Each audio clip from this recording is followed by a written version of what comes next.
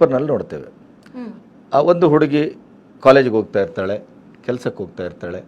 ಇಲ್ಲಿ ಯಾರೋ ಒಬ್ಬ ಪೆಕರ ಅಲ್ಲಿ ಬಸ್ ಸ್ಟ್ಯಾಂಡಲ್ಲಿ ನಿಲ್ತಿರ್ತಾನೆ, ಅವಳನ್ನು ಹಿಂಸೆ ಮಾಡ್ತಾನೆ, ನಿರಂತರವಾಗಿ ನಾನು ನಿನ್ನನ್ನು ಪ್ರೀತಿಸ್ತೇನೆ ಪ್ರೀತಿಸ್ತೇನೆ ಪ್ರೀತಿಸ್ತೇನೆ ಅಂತಾನೆ. ಕೊನೆಗೆ ಅವಳು ಒಪ್ಪದೇ ಇದ್ದಾಗ ಆ್ಯಸಿಡ್ ಹಾಕ್ತಾರೆ, ಕೊಲೆ ಮಾಡ್ತಾರೆ. ಈಗ ಇತ್ತೀಚೆಗಂತೂ 23 ಬಾರಿ ಚುಚ್ಚಿ ಕೊಲೆ, ಈ ಥರದ್ದೆಲ್ಲ ನಾವು ಪೇಪರಲ್ಲಿ ನೋಡ್ತೇವೆ. ಇಂಥ ಸಮಸ್ಯೆ ಒಂದು ಹೆಣ್ಣುಮಗಳಿಗೆ ಬಂತು ಅಂತ ಆದರೆ ಅದಕ್ಕೇನಾದರೂ ನಿಮ್ಮ ಹತ್ರ ಚಿಕಿತ್ಸೆ ಇದೆಯಾ? ಏನೂ ಇಲ್ಲ. ಈಗ ಅದಕ್ಕೆ ಹೇಳೋದು, ಮನೇಲಿ ಒಬ್ಬರು ರೇಖೆಯನ್ನು ಕಲೀರಿ. ಇಲ್ಲಿ ಈಗ ನೀವು ಕ್ವಶನ್ ಕೇಳಿದ್ರಿ, ನೀವು ರೇಖೆಲಿ ಏನಾದರೂ ಮಾಡೋಕ್ಕಾಗುತ್ತಾ ಅಂದ್ರಿ. ಯಾಕಂದ್ರೆ ಅವನ ಮನಸ್ಸನ್ನು ಬದಲಾಯಿಸಿ ಅವಳಿಗೆ ಇಷ್ಟ ಇಲ್ಲ, ಅವಳಿಗೆ 100% ಇಷ್ಟ ಇಲ್ಲ. ಖಂಡಿತ. ಈಗ ಪ್ರೀತಿ ಅನ್ನೋದು ಎರಡೂ ಕಡೆ ಬರ್ಬೇಕು ತಾನೆ. ಅವನಿಗೆ ಇಷ್ಟ ಇಲ್ಲ, ಅವನು ಒಂದೇ ಅದು. ಇಂಥದ್ರಲ್ಲಿ ಜೀವ ಕಳ್ಕೊಳ್ಳುವಂಥ ಹೆಣ್ಮಕ್ಳು ಅಥವಾ ಅವನ ಜೀವ ತೆಗೆಯುವಂಥ ಸಂದರ್ಭ ಇವೆಲ್ಲ ಬಹಳ ಇರುತ್ತೆ. ಅಂಥದ್ದೊಮ್ಮೆ ಸಪೋಸ್ ಅಂಥದ್ದು ಹೆಣ್ಮಕ್ಳಿಗೆ ಯಾರಿಗಾದ್ರೂ ಸಮಸ್ಯೆ ಇದ್ದರೆ ಅವರೇನಾದರೂ ನಿಮ್ಮ ಹತ್ರ ಬಂದು ಚಿಕಿತ್ಸೆಯನ್ನು ಕಲಿತು ಅವನಿಗೇನಾದರೂ ಆ ಥರ ರೇಖಿ ಅಥವಾ ಮೈಂಡ್ ಟು ಮೈಂಡ್ ಏನಾದರೂ ಮಾಡ್ಲಿಕ್ಕಾಗತ್ತಾ? ಏನು 100% ಆಗುತ್ತೆ ಸರ್. ರೇಖೆ ಹಿಪ್ನೋಟೈಸರ್ನ ಕಲಿಯೋದು ಬರೀ ಇದು ಒಂದು ಸಮಸ್ಯೆ ಎರಡು ಸಮಸ್ಯೆಗೆ ಅಂತ ಅಲ್ಲ. ರೇಖೆ ಹಿಪ್ನೋಟೈಸರ್ನ ಕಲ್ತ ಮೇಲೆ ಈ ಪ್ರಪಂಚದಲ್ಲಿ ಎಷ್ಟು ಸಮಸ್ಯೆಗಳಿದೆಯೋ ಅಷ್ಟು ಸಮಸ್ಯೆಗಳಿಂದ ಹೊರಗೆ ಬರ್ಬೋದು, ಎಷ್ಟು ಕಾಯಿಲೆಗಳಿದೆಯೋ ಅಷ್ಟು ಕಾಯಿಲೆಗಳಿಂದ ಹೊರಗಡೆ ಬರ್ಬೋದು.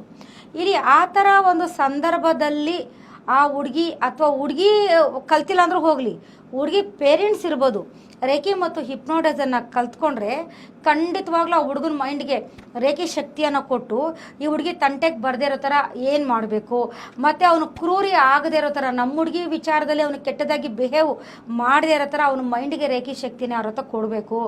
ಅದರಲ್ಲೂ ಮುಖ್ಯವಾಗಿ ಹಿಪ್ನೋಟೈಸಲ್ಲಿ ಮಿರರ್ ಟೆಕ್ನಿಕಲಿ ಅವನನ್ನು ಯಾವ ರೀತಿ ಕಟ್ ಹಾಕಬೇಕು, ನಮ್ಮ ತಂಟೆಗೇನೆ ಬರದೇ ಇರೋ ಥರ ಯಾವ ರೀತಿ ಕಟ್ ಹಾಕಬೇಕು. ಈ ಹುಡುಗಿ ಅವನು ಮುಂದೆ ಹೋದರೂ ಅವ್ನ ಕಣ್ಣೆತ್ತು ನೋಡೋದಿಲ್ಲ. ಆ ರೀತಿ ಅವನ ಮೈಂಡನ್ನು ಯಾವ ರೀತಿ ಹಿಪ್ನೋಟೈಸಲ್ಲಿ ಚೇಂಜ್ ಮಾಡಬೇಕು, ಈ ಥರ ಹಲವಾರು ಟೆಕ್ನಿಕ್ಸು ಬರುತ್ತೆ. ಈಗ ನೋಡಿ, ಈಗ 18 ವರ್ಷಕ್ಕೆಲ್ಲ ಹೇಳ್ತಾರೆ ನಾನು ಯಾರೋ ಹುಡುಗನ ಲವ್ ಮಾಡ್ತಾಯಿದ್ದೀನಿ, ಇಲ್ಲ 20 ವರ್ಷಕ್ಕೆಲ್ಲ ಹೇಳ್ತಾರೆ ನನ್ನ ಹತ್ರ 14 ವರ್ಷದ ಹುಡುಗಿ ಲವ್ 9th ಸ್ಟ್ಯಾಂಡರ್ಡ್ ಲವ್ ಅಂತ ಬಂದು ಅವ್ರ ತಾಯಿ ಹತ್ಕೊಂಡು ನನ್ನ ಹತ್ರ ಬಂದಿರೋಂತಹ ಸಂದರ್ಭಗಳು ಇದೆ. ಇಲ್ಲಿ ಅಂಥವೆಲ್ಲ ಲವ್ ಮಾಡಬೇಡಮ್ಮ, ಇದು ಇನ್ನೂ ನೀನು ಓದೋ ವಯಸ್ಸು ಅಂದರೆ ಏನು ಮಾಡ್ತಾರೆ, ಸೂಸೈಡ್ ಮಾಡ್ಕೊಳ್ಳೋದು, ಇಲ್ಲ 18 ವರ್ಷಕ್ಕೆ ಓಡೋಗ್ಬಿಡೋದು, ಅಥವಾ ಇನ್ನೇನೋ ಅವ್ರಿಗೆ ಆ ಟೈಮಲ್ಲಿ ಒಂದು ಸೇಮ್ ಕೋತಿಗಳಿದ್ದಂಗೆ ಅವ್ರ ಮೈಂಡು ಏನೋ ಒಂದು ಮಾಡಿ ಅಲ್ಲಿ ಒಟ್ಟಿನಲ್ಲಿ ಪ್ರಾಬ್ಲಮ್ ಆಗಿ ಹಾಳಾಗಿ ಹೋಗೋದಂತೂ ಗ್ಯಾರಂಟಿ.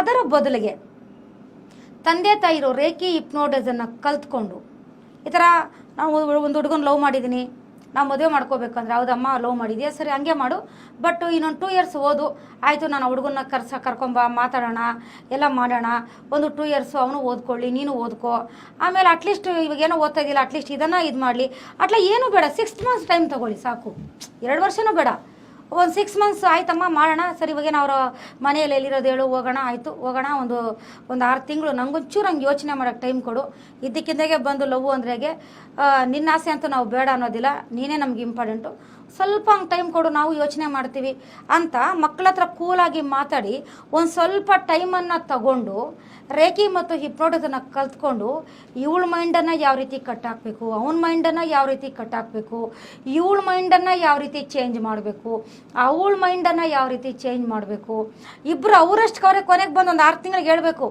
ಅಪ್ಪ ನಂಗೆ ಇಲ್ಲವೂ ಬೇಡ ಯಾವುದು ಬೇಡ, ಯಾಕೆ ಅವ್ನು ಸರಿ ಇಲ್ಲ ಬೇಡ, ನಮಗೆ ನಾವು ಸುಮ್ಮನೆ ಓದ್ಕೊತೀವಿ ಅಂತ ಅವ್ರ ಬಾಯಲ್ಲೇ ಬರಬೇಕು. 100%